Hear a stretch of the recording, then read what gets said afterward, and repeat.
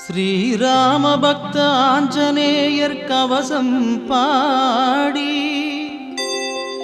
அன்போடு துதிப்பவர்க்கு உண்டாகும் நன்மை கோடி.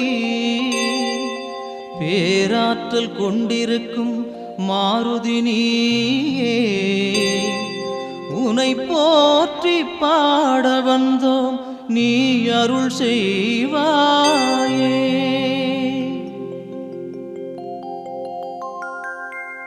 அஞ்சனா தேவியின் அருந்தவமைந்தா,